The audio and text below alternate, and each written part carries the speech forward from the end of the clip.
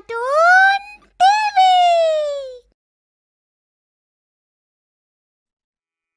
उधमपुर गांव में भोला, गोपाल और श्याम नामक 3 चोर रहते थे, जो छोटी मोटी चोरी करके किसी तरह अपना गुजारा करते थे। एक दिन अरे यार गोपाल, कब तक हम यूं ही छोटी मोटी चोरी करते रहेंगे? साला इतनी मेहनत से एक चोरी करो और अगले ही दिन सब खत्म हो जाता है। चल, अब की बार कोई लंबा हाथ मारते हैं। हाँ। लंबा हाथ मारना लंबी फेंकने जैसा आसान नहीं है बोला। अरे उसके लिए ढेर सारा दिमाग और नई नई तकनीक चाहिए होती है। अगर हमारे पास इतना ही संसाधन होता तो हम पढ़ लिख कर पैसे न कमा लेते हैं। इतने रिस्क लेकर चोरी चकोरी करने की क्या जरूरत थी? बोला सही तो कह रहा है गोपाल। अगर हम बड़ा सोचेंगे ही नहीं तो बड़ा कैसे बनेंगे? मेरी दादी कहती थी हमारे गांव में कहीं खजाना गड़ा है, लेकिन वो कहाँ गड़ा है ये एक व्यक्ति को ही पता है, और वो व्यक्ति कौन है वो मैं नहीं जानता। उसी वक्त गांव के चौकीदार की घंटी बजी और उसकी आवाज गूंजी। सुनो सुनो सुनो, मुखिया हरनाम सिंह बहुत बीमार है। डॉक्टर ने जवाब दे दिया है, वो अकेले पड़े हैं, कोई देखभाल करने वाला नहीं है। जिन जिन के मन में मुखिया के प्रति श्रद्धा है वो उनसे अंतिम बार भेंट कर ले, फिर कल हो ना हो। सुनो दोस्तों, यही वो मौका है जिसका हमें इंतजार था। मुखिया दर्द से तड़प रहा है, उसके पास तो बहुत पैसे हैं। चलो, इससे पहले कि कोई उससे मिलने जाए उसका सारा पैसा हम लूट लेते हैं। पर गोपाल भैया, बीमार आदमी का घर लूटना ये तो बहुत बड़ा पाप है ना? अरे श्याम, पाप पुण्य की बातें तो पंडित जी के लिए छोड़ दो। हमारे पास खाने को ही नहीं है और तुम पाप की सोच रहे हो? अरे चलो, आज रात का इंतजार करो, आज हमारी किस्मत जागेगी। तभी रात होते ही तीनों चोर सायों की तरह मुखिया के घर की तरफ बढ़े, जहां मुखिया हरनाम सिंह बिस्तर पर पड़े हाँफ रहा था। पानी, कोई है? पानी, थोड़ा पानी दे दो मुझे, बहुत प्यास लगी है। अरे बाप रे, अरे ये तो मरने वाला है, हमें जल्दी यहाँ से निकलना चाहिए। अरे रुको, बिना लूटपाट किए यहाँ से नहीं जाना है।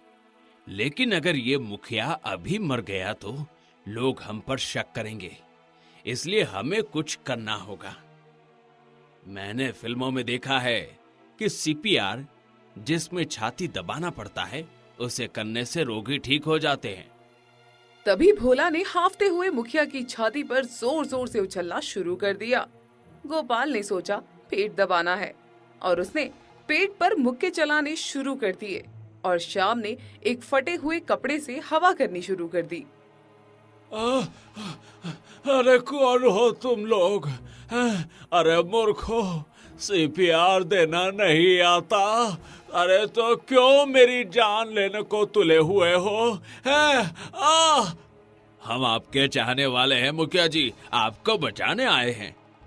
अच्छा, अगर ऐसी बात है तो सुनो, मेरे ऊपर कूदना बंद करो और अपने दोनों हाथों को बांध 2 इंच तक मेरी छाती को दबाना, इससे मुझे इस दर्द से राहत मिलेगी। भोला, गोपाल और श्याम ऐसा ही करते हैं, जिससे कुछ ही देर में मुखिया को दर्द से राहत मिलता है और वो उन तीनों का धन्यवाद करता है। तुम तीनों फरिश्तों का बहुत बहुत धन्यवाद। बेटा, तुम्हारी वजह से आज मेरी जान बची है। लेकिन सुनो, मेरी जिंदगी का अब भरोसा नहीं है, इसलिए मैं तुम्हें एक राज की बात बताना चाहता, जो तुम मेरी बेटी को जाकर बता देना। राज, कैसी राज की बात है बुड्ढे? मेरा मतलब है मुखिया जी, मेरे घर से 2 मील दूर एक पीपल का पेड़ है। उसी से 10 फुट की दूरी पर मेरे पूर्वजों ने एक खजाना गाड़ा हुआ है। मुझे जीवन भर उसकी जरूरत नहीं पड़ी, इसलिए मैंने उसे नहीं निकाला। लेकिन मेरे जाने के बाद मेरी बेटी किरण को उसकी जरूरत पड़ेगी, इसलिए मेरा ये संदेश मेरी बेटी तक पहुंचा देना।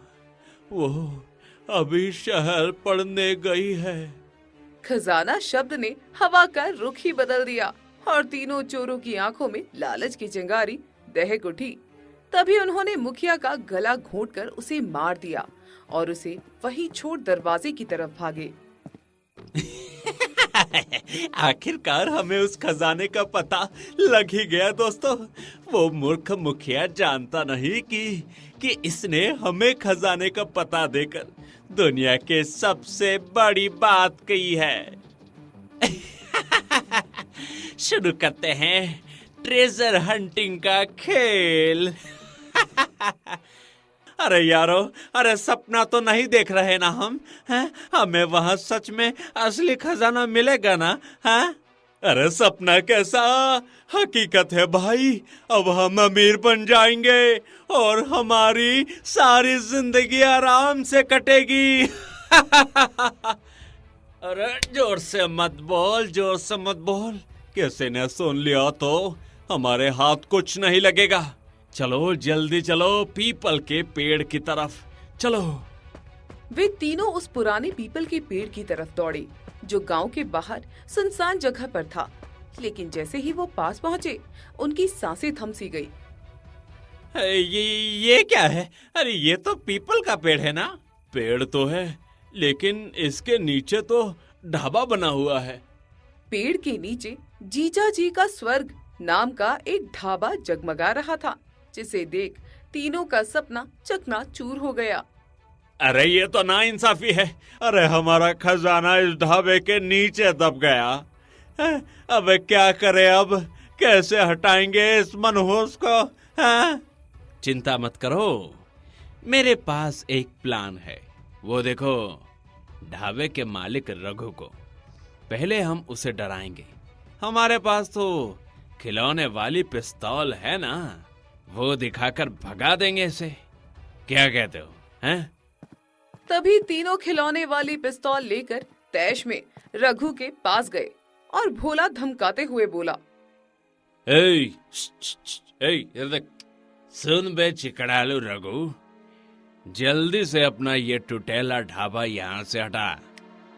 आज से हम तीनों भाई यहाँ पर अपना अड्डा बनाएंगे, समझा क्या? हैं?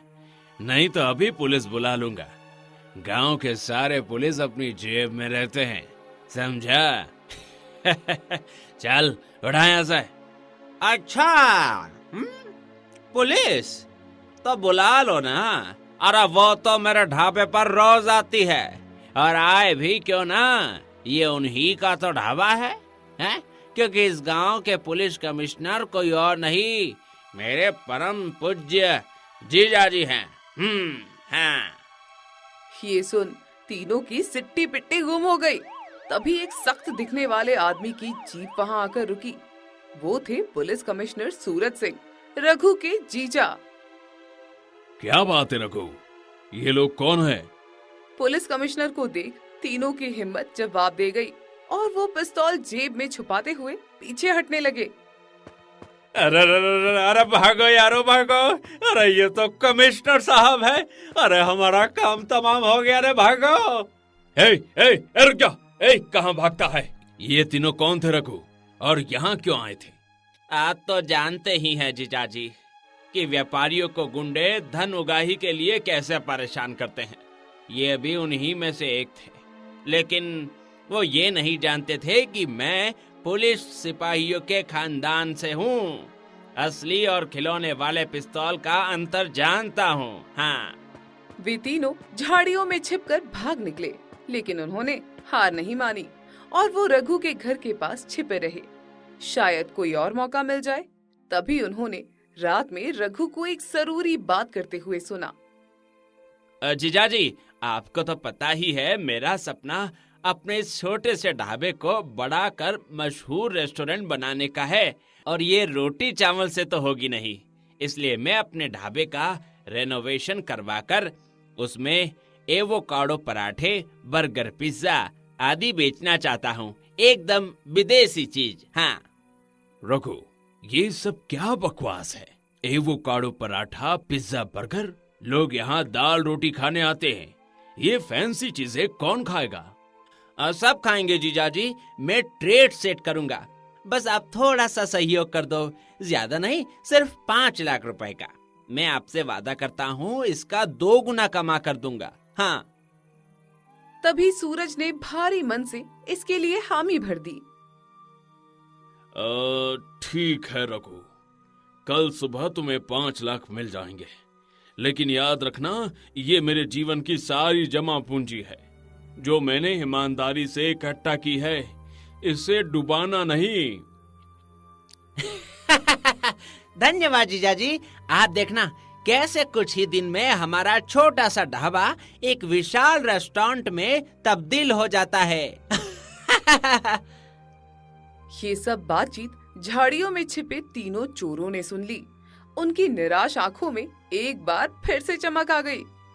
सुना, कल सुबह 5 लाख रुपए ये छोकरा लेकर निकलेगा, और उसका क्या करना है ये तो हम तीनों को अच्छे से पता ही है। हाँ। अब तीनों की नजर मुखिया के खजाने से हटकर रघु के उस गाड़ी पर थी, जहां से कल सुबह 5 लाख रुपए रवाना होने वाले थे। अगले दिन रघु की जीप शहर की सड़क पर तेजी से दौड़ रही थी, और उसके पीछे एक पुरानी गाड़ी में तीनों यार अपनी सनसनीखेज योजना को अंजाम देने के लिए तैयार बैठे थे।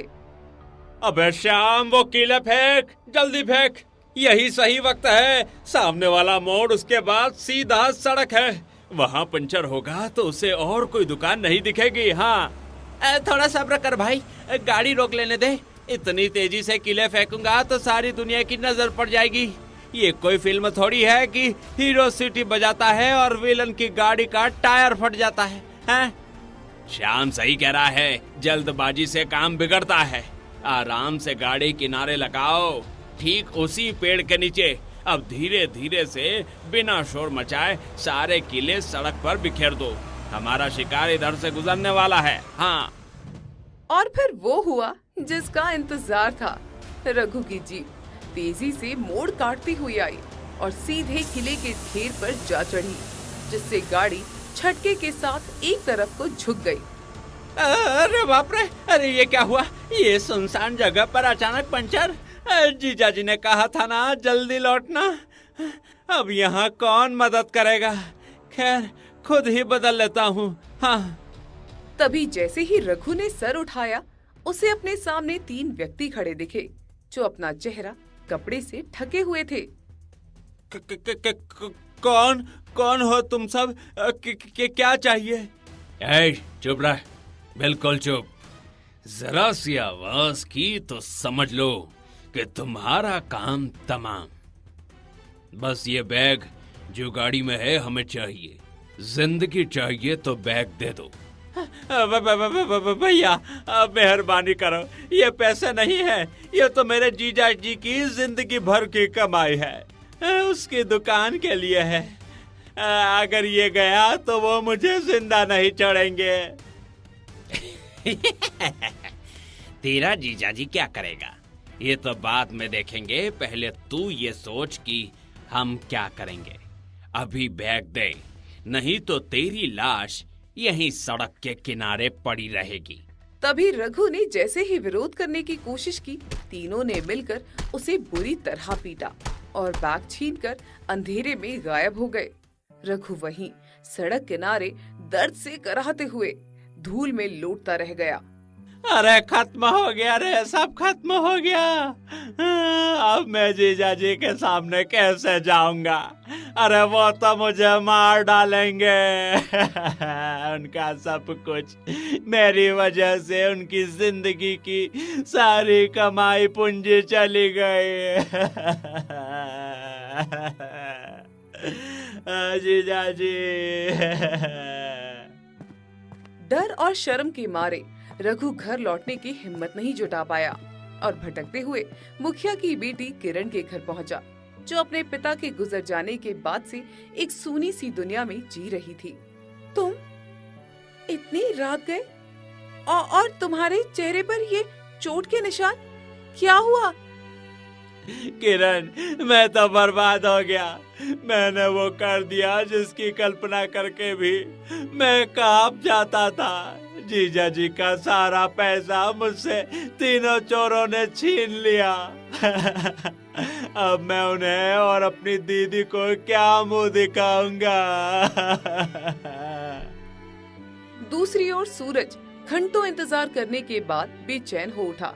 रघु का फोन बंद था और अंधेरा घना होता जा रहा था। ये रघु कहाँ फंस गया? शहर से लौटने में इतनी देर। कहीं रास्ते में कुछ अनहोनी तो नहीं हो गई? इस बेवकूफ से कुछ भी हो सकता है। कई दिन बीत गए, लेकिन रघु का कुछ अता पता नहीं था, जिससे सूरज का गुस्सा चिंता में बदलने लगा था। वो पूरे गांव में रघु को ढूंढता फिरा। आखिरकार एक सुबह गांव के तालाब के किनारे उसकी नजर रघु पर पड़ी, जो पानी में अपना उदास चेहरा देख रहा था। रघु, यहाँ क्या कर रहा है तू? इतने दिन से कहाँ था? मैं कई दिन से तुम्हें पागलों की तरह ढूंढता फिर रहा हूँ। हैं? और मेरा पैसा वो कहाँ है? कहीं तेरे मन में 5 लाख देखकर चोर तो नहीं आ गया है? हैं? तभी उसी पल तालाब के बीचों बीच एक नाव पर रघु की नजर पड़ी, जिस पर तीनों चोर बैठे थे और भोला हवा में नोट उछाल उछाल कर उनका मजाक उड़ा रहा था। जीजा जी देखिए, वो रहे मेरी जान के दुश्मन, उसी नाव में बैठे हैं। देखो, सबके सामने मेरा पैसा लहरा रहे हैं। पकड़िए उन्हें। तीनों को देख रघु गुस्से में आग बबूला हो जाता है और उनका पीछा करने लगता है। सूरज ये देख सोचता है कि उसका साला उससे भाग रहा है। तभी वो तड़ातड़ अपने साले के ऊपर गोली चलाने लगता है। रुक जा रघु, रुक जा। तूने मेरे साथ धोखा किया है। मेरा पैसा लेकर भाग रहा है साले। तुझे तो मैं अच्छा सबक सिखाऊंगा। रुक जा। नहीं जीजा जी, ये आपकी गलतफहमी है। अरे मैं भाग नहीं रहा, उन चोरों को पकड़। तभी उसकी बात पूरी होने से पहले ही सूरज की एक गोली रघु की टांग में जा लगी और वो चीखता हुआ जमीन में गिर पड़ा। बाकी गोलियां नाव को जा लगी, जिससे वो डगमगाई और तीनों चोर उसी में डूबकर मर गए, क्योंकि वो तैरना नहीं जानते थे। रघु, मेरे प्यारे साले, ये क्या हो गया? बोलो, तुम ठीक तो हो ना? बोलो।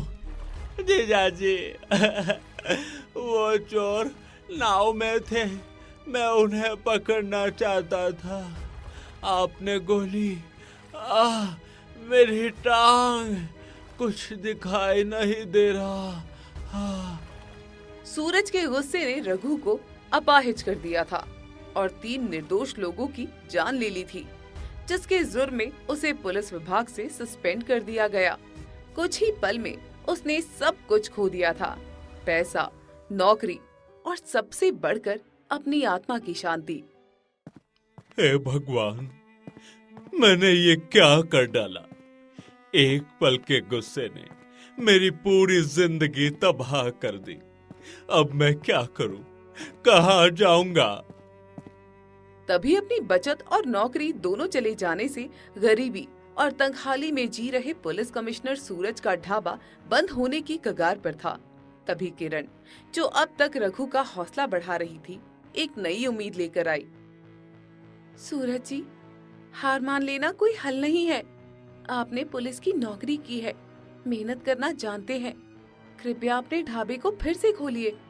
इसमें मैं भी जितना हो सकेगा आपकी मदद करूंगी। हाँ जीजा जी, किरण सही कह रही है। मैं चलने फिरने में मदद नहीं कर पाऊंगा, लेकिन बैठकर हिसाब किताब तो रख सकता हूँ। लेकिन किरण, ग्राहक कौन आएगा? लोग मेरी दुकान पर आना तो दूर, मुझे देखकर थूकते हैं। मैं एक गुस्सैल, नौकरी से निकाले हुए इंसान के रूप में बदनाम हो चुका हूँ। तो हम ऐसा कुछ करेंगे जिससे लोग खुद चले आए। हम एक थाली बेचेंगे, बस 10 रुपए की। उसमें होगी 2 रोटी, 1 सब्जी और 1 कटोरी दाल। ये थाली उन मजदूरों के लिए होगी जिनके पास पेट भर खाने के लिए पैसे नहीं हैं। 10 रुपए? लेकिन किरण, ये तो कच्चे चावल के भी दाम नहीं है। इससे तो सिर्फ नुकसान ही होगा। सूरज जी, जिंदगी सिर्फ मुनाफा नुकसान का हिसाब नहीं है। कभी कभी इंसानियत का फंडा भी चलाना पड़ता है। हम इसे 10 रुपए वाली थाली का नाम देंगे। देखना, ये थाली हमारे दुखों को जरूर दूर कर देगी। और फिर शुरू हुई 10 रुपए वाली थाली की कहानी, जिसे शुरुआत में लोग संदेह की नजर से देखते थे, लेकिन जब एक मजदूर की टोली ने वहाँ पेट भर खाना खाया तो बात फैल गई। अब वो ढाबा सिर्फ एक दुकान नहीं, एक लंगर बन गया था। लो काका, गर्मा गर्म खाना खाओ और डट कर काम करो। तू देवता है बेटा, तू देवता है। तेरे इस अन्न से सिर्फ पेट नहीं, आत्मा भी तृप्त होती है। भगवान तुझे लंबी उम्र दे। वही रघु एक मेज पर बैठकर ऑर्डर ले रहा था और किरण रसोई में खाना बना रही थी।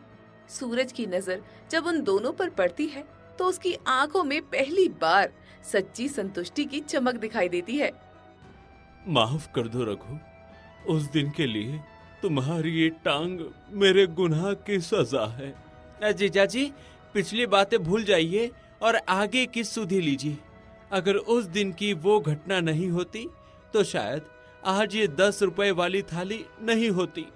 और देखो, लोग हमें कोसने की बजाय आशीर्वाद दे रहे हैं। यही सबसे बड़ा मुनाफा है। वही दूसरी तरफ तीनों चोर जो उस दिन नदी में डूबे थे, दरअसल वो नदी में डूबे नहीं थे, बल्कि किसी तरह किनारे लगे थे, लेकिन उनके शरीर टूट चुके थे। भोला का एक पैर लंगड़ा हो गया था, गोपाल की बाह टूट गई थी और श्याम के हाथ हमेशा के लिए कांपने लगे थे। अब वे तीनों टूटे हुए शरीर और टूटे हुए सपनों के साथ गांव के बाहर एक झोपड़ी में रह रहे थे, जहां भूख और यादों ने उनका पीछा ही नहीं छोड़ा। अरे अरे अरे, ये घाव तो सूखने का नाम ही नहीं ले रहा। लगता है ये लंगड़ापन अब जीवन भर का साथी बन गया है। अरे साथी, हम तीनों की तो जिंदगी ही लंगड़ी हो गई है। भोला भोला भाई, पेट में आग लगी है और सामने सूरज का ढाबा चमक रहा है, जहां हर रोज सैकड़ों लोग पेट भरकर खाना खाते हैं, लेकिन हम जा नहीं सकते। और वो खजाना, वही खजाना जो हमारे नसीब में नहीं था, वो अभी भी उसी ढाबे के नीचे दबा पड़ा है। मेरे सपने में आता है वो लोहे का संदूक। अरे सपने देखने से क्या फायदा? हम तीनों अब अपाहिज हो चुके हैं। जब सही सलामत कुछ नहीं कर पाए तो आप क्या करेंगे हैं? बस एक आखिरी कोशिश। अगर सीधे दरवाजे से नहीं जा सकते तो जमीन के अंदर से सुरंग खोद कर जाएंगे। रात के अंधेरे में कोई हमें देखेगा भी नहीं। हाँ, लेकिन फिर कोई मुसीबत आ गई तो हैं? पिछली बार तो हम मरते मरते बचे हैं। मरने से डरते हो श्याम? देखो देखो हमारी हालत, भूख से बिलबिला रहे हैं, लोग हम पर थूकते हैं। क्या इससे बेहतर मौत नहीं है? ये आखिरी दाव है। जीत गए तो जिंदगी बदल जाएगी, हार गए तो मौत ही सही है। गोपाल के जुनून ने भोला और श्याम में भी एक उम्मीद की चिंगारी जला दी और उन्होंने रात के अंधेरे में ढाबे की तरफ एक टेढ़ी मेढ़ी सुरंग खोदने का फैसला कर लिया। उधर सूरज बिना रुके चल रहे काम में इतना थक गया था कि उस रात वो एक छोटी सी लेकिन भारी भूल कर बैठा। किरण, आज तो बदन टूट रहा है। लगता है बुढ़ापा जल्दी आ गया। चलो, बाकी बचा हुआ काम कल सुबह कर लेंगे। लेकिन सूरज जी, रसोई का गैस सिलेंडर बंद कर दिया ना। बार बार कहती हूँ, ये चूक मत करना। अरे हाँ, कर दिया बंद। चलो सो चले। लेकिन सूरज से वहाँ चूक हो गई। थकान के मारे वो गैस का नॉब बंद करना भूल गया और रिसती हुई गैस ने धीरे धीरे पूरे ढाबे की हवा को जहरीला बनाना शुरू कर दिया। उधर तीनों चोर रात की आड़ में ढाबे की पिछली दीवार के पास जमीन खोद रहे थे।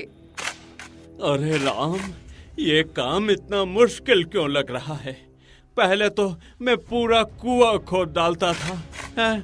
अरे धीरे धीरे से चलो भोला। अरे जल्दबाजी में काम बिगड़ जाएगा। हमें किसी को आहत नहीं देनी है। अंदर तो कुछ दिख ही नहीं रहा है। अंधेरा इतना गहरा है। एक दिया सलाई जलाकर तो देखो, कहीं हम गलत दिशा में तो नहीं खोद रहे हैं? अरे नहीं श्याम, दिया सलाई मत जलाना।